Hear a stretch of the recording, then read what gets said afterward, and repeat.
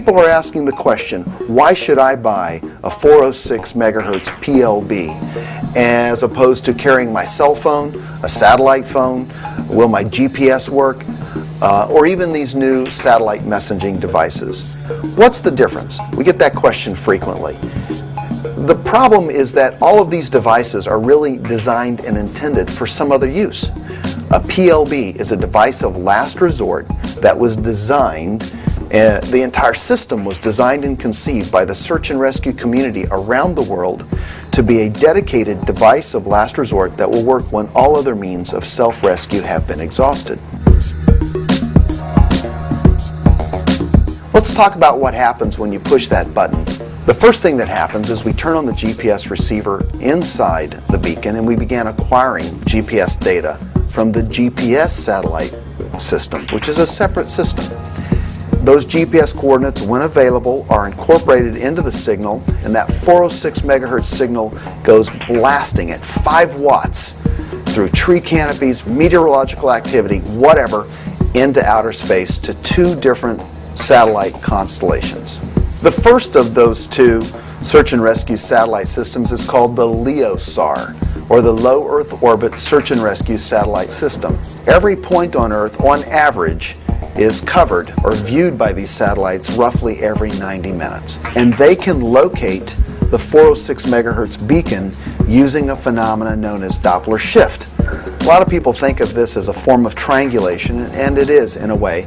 But using the Doppler shift phenomena, they inherently locate the beacon based upon its signal. Now, remember, the signal also can carry your GPS data. So now we have your position through Doppler shift as well as through GPS-derived coordinates. The second constellation in the system is called the GEOSAR, Geosynchronous Search and Rescue Satellite System, and these satellites set at 22,000 miles altitude.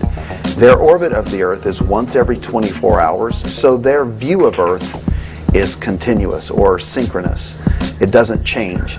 Any 406 beacon activated within their field of view, which is huge, is heard by those satellites in a near instantaneous fashion.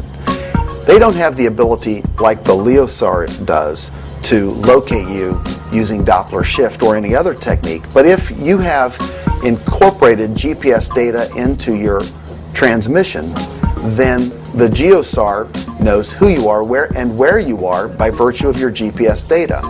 At this point, both the GEOSAR and the LEOSAR rebroadcasts that alert message to LUTs, or local user terminals.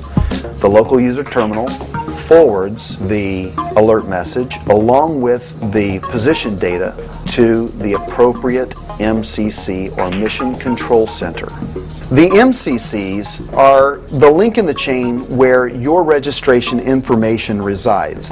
Each of these beacons has a unique serial number, and that serial number is matched to your personal file.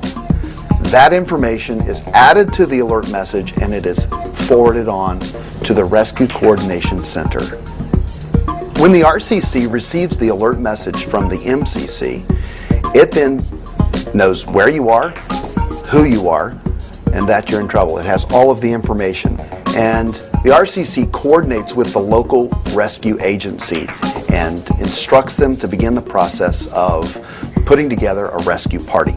At the same time, they actually begin calling the contact information that's provided in your registration form.